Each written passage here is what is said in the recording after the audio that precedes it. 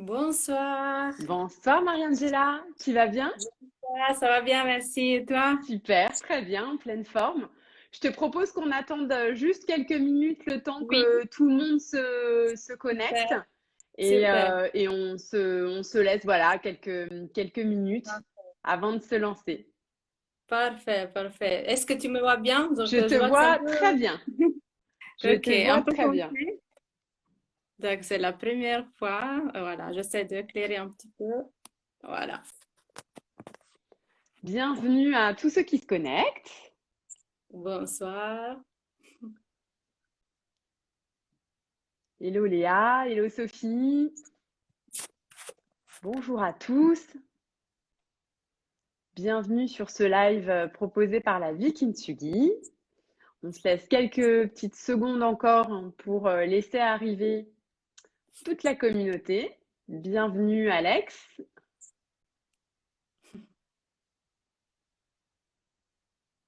Et puis on ne va pas tarder à se lancer pour maintenir le timing. Et puis les gens nous rejoindront peut-être au fur et à mesure. Donc avant de commencer, je vais me représenter parce que peut-être que tout le monde ne me connaît pas encore. Donc je suis Laurence, j'œuvre au sein de l'association La Vie Kintsugi aux côtés de Constance Hamel qui est la fondatrice de l'association La Vie Kintsugi depuis maintenant un an. Nous avons décidé d'organiser l'année La Vie Kintsugi depuis début janvier et de consacrer chaque mois un pilier de la guérison. Et notamment pour janvier, nous avons commencé par le pilier de la tribu. Nous avions fait un appel à volontaires et Mariangela avait répondu présente en acceptant ce live afin de nous parler, puisque c'est l'objectif du jour, de nous parler de ton parcours dans la maladie Oui. et aussi de la tribu, hein, du pilier qui nous intéresse ce soir, de la tribu et plus particulièrement de ta tribu à toi. Oui. Donc je vais commencer par une question qui nous tient en haleine tous. C'est qui es-tu, Marie-Angela? Oui, alors bonsoir déjà, Laurence, bonjour tout le monde. Donc, contente d'être là, merci de m'accueillir. Alors, moi, je suis Mariangela, j'ai 37 ans. Je suis italienne, comme vous pouvez le remarquer de mon accent. Et donc, j'habite à Montpellier. J'ai vécu beaucoup d'années, 9 ans à Bruxelles. Et c'est à Bruxelles que donc ma vie, la plupart de ma vie s'est passée. Et c'est à Bruxelles que donc je suis renée, que la nouvelle Mariangela, l'ancienne Mariangela, pardon, a laissé la place à la nouvelle Mariangela. Et parce que voilà, je suis tombée malade il y a 5 ans presque dans lymphome. Et donc c'est là-bas que ma vie de quelque façon s'est reconstruite. Alors, c'est ma deuxième question. Belle transition, Marie-Angela. Ma question, c'est comment la maladie est entrée dans ta vie? Comment ça s'est passé? Est-ce que tu veux bien nous partager ce moment? Oui, oui, oui. Alors, donc, en fait, donc, la maladie s'est manifestée assez rapidement, malgré que ça faisait déjà quelques mois que j'avais des soucis. Donc, je connaissais bien mon corps et je savais que quelque chose de bizarre était en train de Mm. se passer. Donc, voilà, au tout début, j'ai fait beaucoup, beaucoup de recherches, mais on n'arrivait pas vraiment à comprendre de quoi il s'agissait. Et jusqu'au moment où un hasard m'a amené vers donc un rendez-vous médical qui m'a amené vers un autre rendez-vous médical. Et Mm. donc, au final, on a découvert donc, qu'il s'agissait d'un cancer, mais ce n'était pas annoncé au tout début. Donc, au tout début, c'était plutôt l'annonce d'une masse. Et puis après, on t'explique Mm. petit à petit de quoi il s'agit. Et donc, l'importance de suivre son intuition Mm. et l'importance de suivre ce que ton corps te dit. Donc, moi, j'étais très consciente du fait que quelque chose se passait. Et c'est cette petite voix qui m'a apporté à aller vers un rendez-vous médical assez spécifique qui après a été le grand rendez-vous. Donc, c'est révélé le rendez-vous qui m'a sauvé la vie, en fait. Donc, il faut Mhm. vraiment suivre son intuition. Et c'est voilà, c'est comme ça que la maladie s'est manifestée. Et évidemment, il y avait des signes au niveau des signes physiques, hein, des symptômes physiques très, Mhm. très évidents dans le cas. Mhm.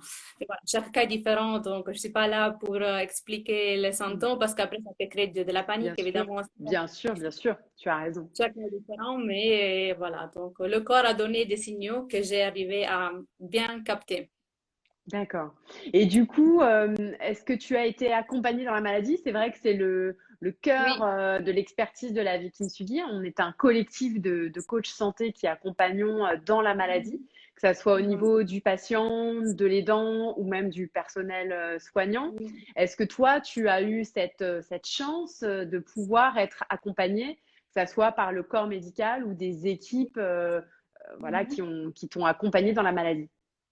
Alors, donc, je dois faire en fait une distinction donc entre donc le corps médical et la famille.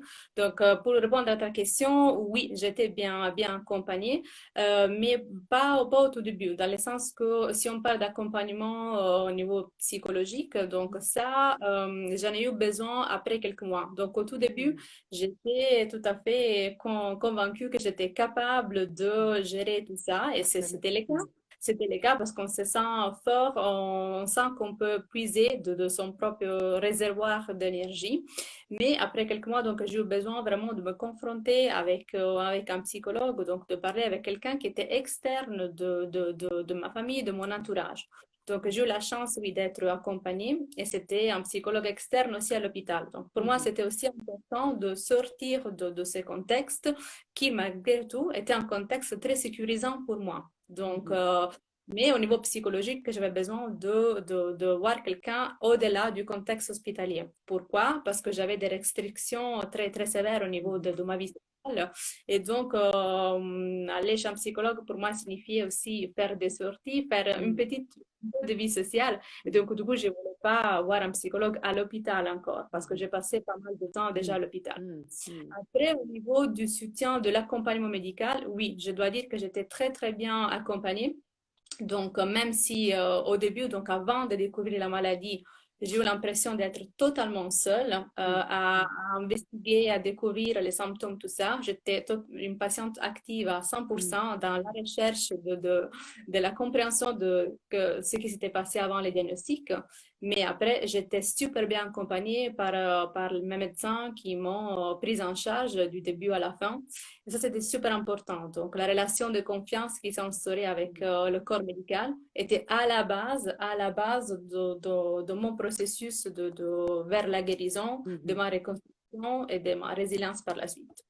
Et Et donc, après, c'est tu as été accompagnée en Belgique, hein, c'est ce que tu nous disais tout oui, à l'heure. oui, Ok. Mhm. oui, oui, tout à fait. Donc, c'est en Belgique que je suis tombée malade et c'est là-bas que je me suis soignée. Oui, oui. Donc, j'étais hyper bien entourée. Donc, médecins qui étaient très à l'écoute, les Mhm. infirmiers, le corps médical et qui ont aussi soutenu ma famille. Parce qu'il Mhm. faut dire que, voilà, moi, j'étais là-bas, je vivais là-bas, ma vie était là-bas. Mhm. Mais, évidemment, donc, ma famille n'est pas en Belgique. Bien Ma sûr. famille Mhm. était en Italie. Donc, pour eux, c'était pas évidemment simple de se Mhm. retrouver tout à coup à côté de moi dans un contexte nouveau. Et je parle surtout de ma maman, qui était vraiment Mhm. la personne qui m'a accompagnée Mhm. pour la plupart du temps et qui était vraiment à côté de moi, surtout les 2 premiers mois, tout le temps, 24 heures sur Ouais. 24. Donc, pour elle, Mhm. se retrouver dans un contexte à l'étranger sans avoir vraiment la maîtrise de la Mhm. langue comme je l'ai, elle, par contre, donc malgré cette difficulté, elle a vraiment senti qu'elle aussi était soutenue par le corps médical.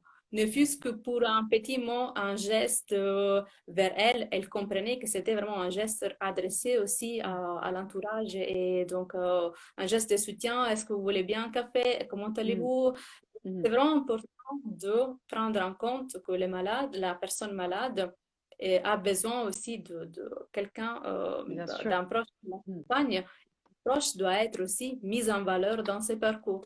Mhm. D'où Tout à fait. l'importance de l'équipe médicale de poser des questions à la personne qui t'accompagne. Mhm. Comment allez-vous? Comment vous vous sentez? Donc, Mhm. et malgré la difficulté de la langue, ma maman a senti quand même ce soutien qui venait de la Mhm. part du corps médical. Et après, donc, j'étais hyper bien entourée par mes amis les plus proches. Et ça, c'est Ah, aussi un autre tes plus. amis, du coup, qui étaient où? Qui étaient en Belgique à ce moment-là? Pardon? Tes amis étaient en Belgique à ce moment-là?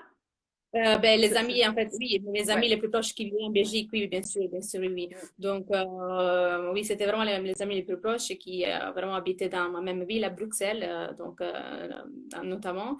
Et donc, en fait, moi, je me suis entourée par une toute petite équipe parce Mm. que je sentais pas, j'avais pas le besoin de diffuser la Mm. nouvelle, donc, Mm. euh, trop autour de moi.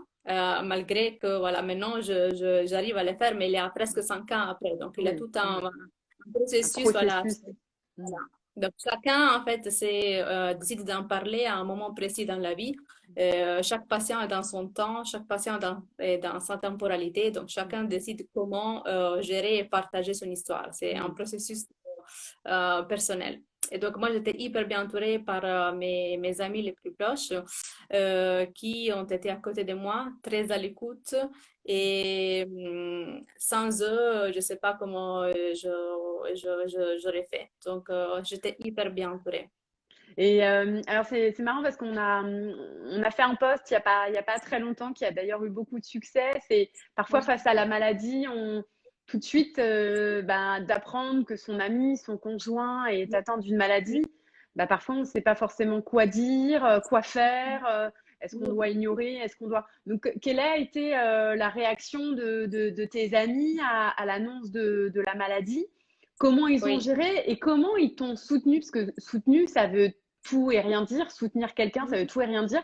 Donc, comment a été quelle a été leur stratégie, si je puis dire? Oui.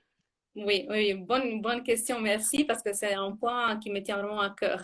Alors, oui, il y avait toute une stratégie que j'ai adoptée, en fait. Mm. Et après, je l'ai place et je l'ai partagée avec eux. Alors, il faut dire que j'avais une telle force qui vient de ma naissance, en fait, qui s'est vraiment révélée de façon très importante le jour du diagnostic.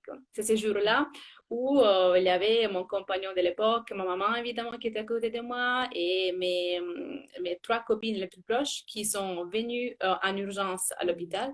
Et donc à ce moment-là, elles étaient évidemment tous très au courant de ce qui Mm. s'était passé déjà les jours avant. Et j'ai décidé à ce moment-là que j'avais besoin d'eux. Donc j'ai vraiment Mm. communiqué à eux que D'accord. j'avais besoin de leur soutien. Mm. Pour moi, donc, c'était très important que les patients, la personne malade, puisse communiquer ses besoins. Parce Mm. que si on ne communique pas ses besoins, l'autre personne ne sait pas, ne peut pas deviner, ne peut Mm. pas deviner de quoi la personne malade a Mm. besoin. Et surtout, elle est en difficulté parce qu'elle ne sait pas quoi dire, comment dire. Mm. Déjà, arriver à te dire comment vas-tu, ça pourrait sembler une bête question parce que je viens de découvrir que j'ai un cancer. On ne le dit Mm. pas officiellement, mais quand on Mm. est hospitalisé en oncologie, voilà. Mm. Donc, c'est ça, Mm. en fait. Donc, on arrive à l'hôpital et donc, on essaie de mettre en place une stratégie. C'est moi qui l'ai adoptée. Je leur priais de me soutenir. Ça signifie de me envoyer dans des ondes positives, Mm. de être à côté de moi, de faire ce parcours ensemble, de créer une équipe. Et j'avais inventé une devise, c'est-à-dire force, sérénité, positivité, optimisme. Mm. C'était venu comme ça. Mm. Et j'ai inventé cette devise et j'ai dit, écoutez, voilà, il faut vraiment former une équipe et voilà, il faut que vous soyez tout autour de moi pour combattre ensemble la maladie. Donc, j'étais en fait un peu le guide Ouais. dans ce parcours et Mm. je les ai guidés. Et d'ailleurs, ta question donc, me fait penser que juste après la maladie, j'ai écrit un récit de moi, donc un Mm. récit de mon histoire. Et dans ces récits, qui partaient du moment du diagnostic jusqu'à ma reconstruction, j'ai justement demandé à mon entourage comment eux ils avaient vécu la maladie. Donc, il y a Mm. une partie dans ce récit où je pose des questions à mon entourage proche. Et eux, justement, ils ont aussi donc écrit comment eux, ils ont vécu ça, comment eux, ils ont évolué à côté de moi, et s'ils avaient des conseils à donner à Mm. d'autres gens pour faire face à la maladie, les mots à dire, les mots à Mm. ne pas dire. Mm. Et à la fin, donc, ce qui en résulte, c'est qu'il n'y a pas vraiment des mots à dire. Il y a pas vraiment un mode d'emploi dans tout ça. Il n'y a Mm. pas un mode d'emploi. Il faut vraiment décider ensemble comment faire face à la maladie et surtout se laisser guider par la personne qui est malade. C'est elle qui va exprimer ses besoins et de l'autre côté, et c'est important d'être réceptif à ça et de se parler parce que la personne qui t'accompagne, elle a aussi besoin de montrer certaines fois sa souffrance. C'est vraiment une grande souffrance en fait qu'on donne à l'autre sans le vouloir. Donc, le plus important pour moi, que ce que je suggère, c'est vraiment que de deux côtés, la personne qui accompagne et la personne malade, l'entourage, se parlent, puissent se communiquer leurs besoins. C'est juste, c'est vraiment comme ça qu'on peut avancer. C'est comme ça que j'ai avancé et c'était apparemment une bonne stratégie. Après, c'est vrai que certains équilibres peuvent changer et être modifiés donc au niveau de la vie de couple. Donc, c'est pas toujours simple de gérer tout ça. Oui, on Et en parlait d'ailleurs avec Florentine Wang, Constance, Amel, je ne sais pas si tu l'as vu, mais a fait un podcast vidéo avec Florentine Wang qui oui, parlait du couple. Et oui, effectivement, comment est-ce que ton conjoint à ce moment-là fait partie de cette tribu resserrée ou est-ce que ça a été encore un sujet peut-être à part? alors, il faisait partie de cette tribu, bien sûr, mais c'est vrai que la maladie a chamboulé pas mal notre, notre Ouais. rapport. Donc, en fait, donc, il faisait bien sûr partie de la tribu, mais c'est vrai que, donc, je peux dire a posteriori qu'on a vécu la maladie de deux façons différentes. Tout ça, ça ne signifie pas que, voilà, chacun a eu sa souffrance et on était quand même assez soudés, mais on a vécu de deux façons différentes au niveau vraiment Différente. de l'approche. Donc, la maladie a quand même voilà, bouleversé cet équilibre-là, mais chacun fait du mieux qu'on peut. En fait, on peut pas, il y a pas un manuel dans un mode d'emploi. Et là, c'est vrai que c'est vrai que la maladie peut changer pas mal les équilibres, mais on fait du mieux qu'on peut et c'est en fonction de comment aussi, du niveau d'empathie de la personne, comment on réagit, si on se bloque, si c'est difficile d'accepter que la personne à côté de toi souffre. Et donc là, il y a deux réactions possibles. Soit on est totalement dans l'empathie et même trop investi par Trop. les émotions. Et ce qui était un peu le cas de ma maman, qui était super à côté de moi, mais elle, je sais qu'elle absorbait énormément. Par contre, mon compagnon de l'époque était un peu plus rationnel, un peu plus, voilà, mais ça signifie pas non plus qu'il n'a pas, voilà, souffert. Donc, c'est vraiment la réaction, ça change en fonction de la personne qu'on a devant soi.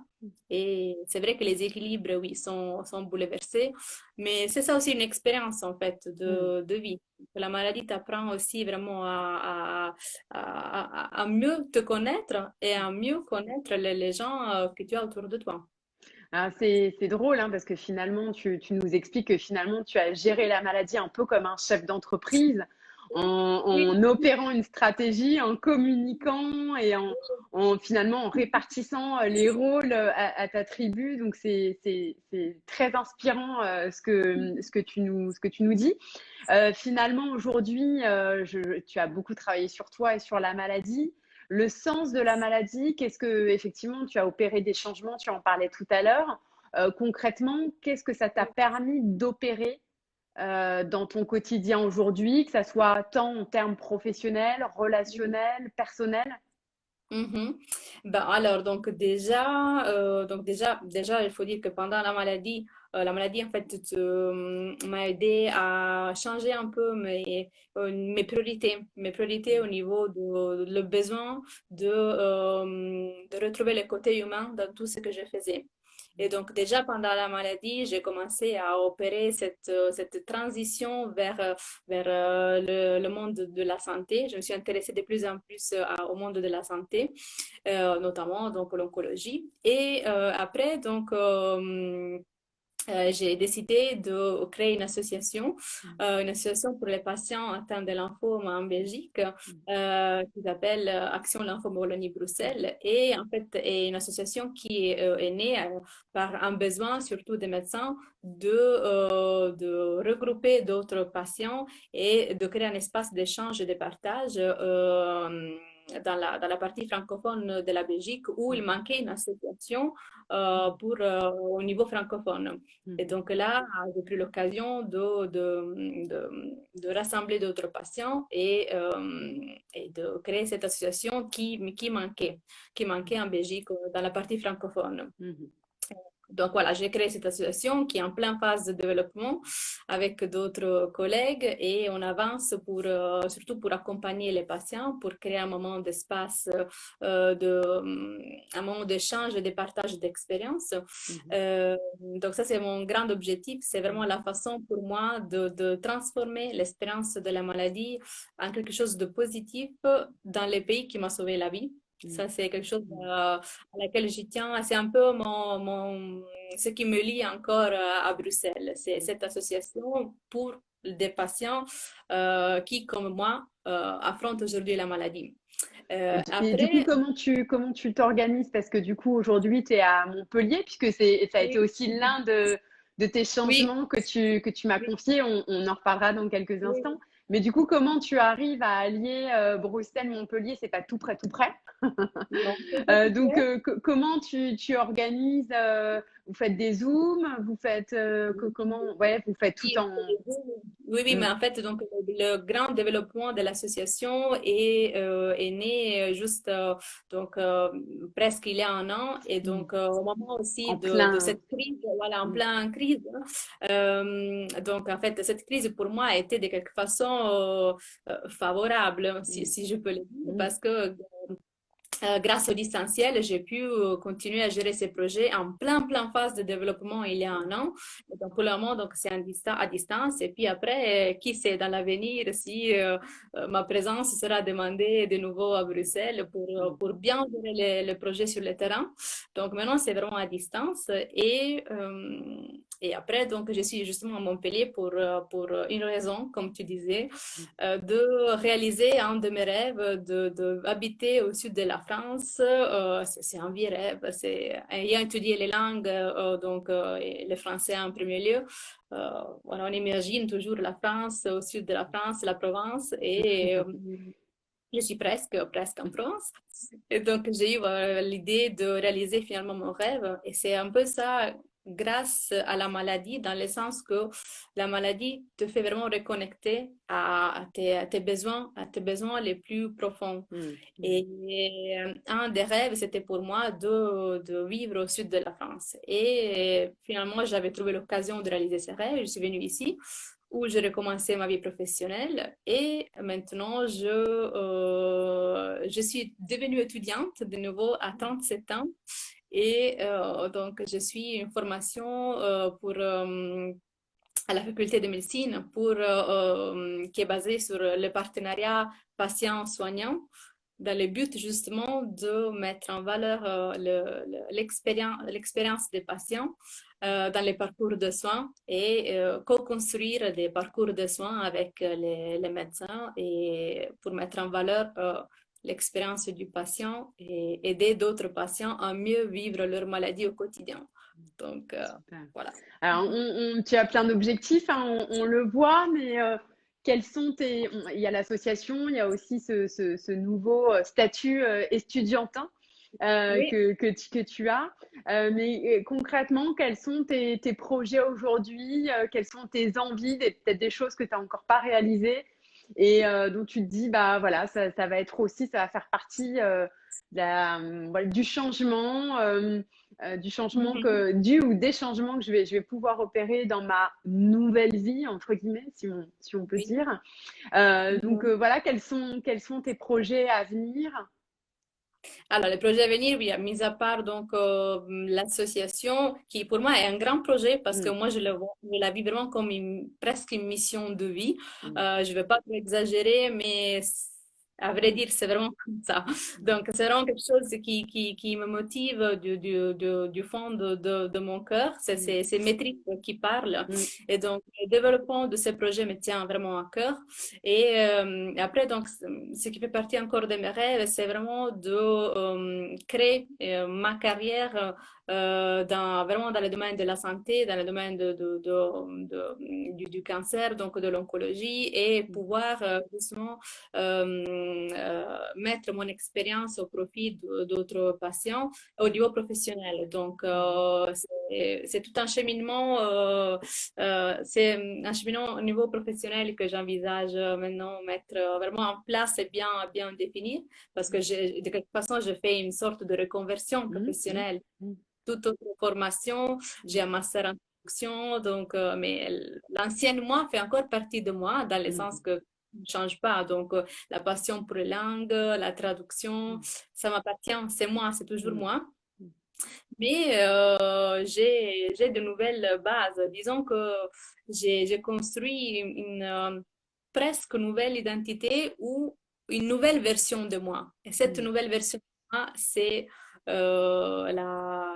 la Mariangela qui explore le domaine de la santé et qui s'investit à 100% pour ça. Donc, le but, c'est vraiment de me réaliser au niveau professionnel et faire le maximum dans le domaine de la santé pour les patients, vraiment pour les patients. Alors enfin, ça fait écho, hein, puisque moi, j'œuvre, c'est ce que je disais tout à l'heure, donc aux côtés de Constance Hamel, qui est la fondatrice de la Vie qui suit, qui porte depuis 2017 cette association haut et fort et qui fait en sorte que les patients que nous suivons soient suivis gratuitement. Donc, ça veut dire qu'on doit aller régulièrement chercher des fonds pour soutenir cette gratuité. Et pour nous, c'est important au sein de la Vie Kintsugi de rendre gratuit cet accompagnement pour les patients, les aidants et les soignants. Donc, je vois bien de quoi tu parles quand tu parles de trip et de projet de vie, parce que c'est exactement comme ça que Constance aussi a imaginé la Vie Kintsugi et qu'elle le vit au quotidien. Elle est passée tout à l'heure, je ne sais pas si elle est encore là, mais en tous les cas, ça fait vraiment écho. Est-ce que tu parlais donc ton association donc, qui s'appelle Action Lymphome Wallonie Bruxelles. Est-ce que on peut, si certains souhaitent avoir des informations, est-ce qu'il y a un site web? Est-ce qu'il y a peut-être pas encore des réseaux sociaux, mais est-ce qu'on peut te contacter quelque part? Est-ce que toi-même tu as des réseaux si certaines personnes ont envie d'échanger avec toi, de te poser peut-être des questions même? Oui, tout à fait. Donc, en fait, pour les patients qui sont atteints de lymphome et pour les proches, parce que c'est très important, en fait, notre but, c'est d'accompagner les patients et ainsi que leurs proches dans ces parcours. Donc, le site, c'est alwb.be. Donc, on a un site internet, on a une page Facebook aussi, et puis on a un groupe privé qui est destiné vraiment aux patients pour échanger dans un espace sécurisé et protégé de quelque façon. Et donc, nous avons la page Facebook et le site internet. Et à titre personnel, donc, j'ai créé une page qui a la forme d'un blog qui s'appelle Entre patients, parcours d'engagement et résilience, qui est sur Facebook encore. Donc, je n'ai pas un site internet, mais c'est une page Facebook sous forme de blog où je mets en valeur donc, les parcours des patients résilients et engagés. Qui ont su rebondir après l'expérience de la maladie, n'importe quelle maladie, donc toute pathologie en fait. Tout patient a un point en commun, c'est-à-dire la force de faire face à une maladie, donc à une épreuve. Et donc, voilà, donc c'est blog où je parle aussi du partenariat patient-soignant, donc de l'importance d'inclure les patients dans le parcours de soins et de même aussi aider les futurs médecins à comprendre l'impact de leur action dans la pratique, dans l'exercice de leur pratique. Donc, voilà, c'est une page consacrée vraiment aux patients résilients, engagés et à l'importance du partenariat patient-soignant. Bien, si tu es d'accord, on reprendra toutes ces petites infos que l'on mettra dans le post du live. Et aussi, ce live est enregistré. Il sera disponible sur notre chaîne YouTube La Vie Kintsugi. Et donc, pour Super. les absents aujourd'hui, ils pourront le revoir en IGTV sur notre compte Instagram et aussi sur la chaîne YouTube. Et oui, Constance est là. Elle dit oui, elle est là, Ah Constance. oui. Elle est bel et bien là. D'accord. Donc, mais écoute, s'il y a des questions, toutefois, on peut les prendre avec grand plaisir. Si toutefois il n'y a pas de questions, en tous les cas, moi, ça a été un bonheur d'échanger avec toi, Marie-Angela. La première Merci, fois que je merci. t'ai eu au téléphone, j'ai eu le smile parce que au téléphone, je ne sais pas si vous le voyez, enfin si vous devez le voir, mais Marie-Angela, c'est une banane énorme et vraiment, ça a été un bonheur et un plaisir d'échanger avec toi. Merci pour ta Merci. générosité, de nous avoir aussi, d'être revenu sur sur ton parcours lié à la maladie, mais surtout sur toute cette positive attitude que tu nous as donnée ce soir en nous Merci donnant à un vous. plan d'action de ma boule sur comment optimiser sa tribu au cœur de la maladie. Donc ça, c'est vraiment super. Écoute, Merci. je ne vois pas de questions qui arrivent. Je te laisse peut-être donner le mot de la fin, Marie-Angela. Qu'est-ce que tu aurais envie de dire pour conclure ce live? Alors, j'aurais juste voilà, envie de dire que chaque patient réagit à la maladie d'une façon différente et qu'on peut bien sûr s'engager dans le bénévolat, dans une association, mais on peut tout simplement aussi opérer une transformation dans sa propre vie de tous les jours. Donc, il ne faut pas forcément s'engager dans des grands projets. L'important, c'est d'arriver à transformer l'épreuve de la maladie dans sa vie de tous les jours. Donc, essayer de rebondir et d'appliquer ces changements dans tous les jours. Et surtout, soyez une équipe pendant la maladie, exprimez vos besoins et ça va vraiment vous aider à surmonter cette épreuve. Donc, on peut arriver à voir la lumière au fond du tunnel. Donc, c'est possible de rebondir. C'est Merci possible. pour ces très belles paroles et ton témoignage. Vraiment, mille fois merci. On mettra toutes Merci à tes vous. informations si toutefois certaines personnes veulent en savoir plus. Un grand merci et je te souhaite une Merci très à belle vous de soirée. Merci à recevoir. tous d'avoir été présents Merci. pour ce live. À bientôt, Marie-Angela. Merci beaucoup. Hein. À Bonne bientôt. soirée. Au revoir.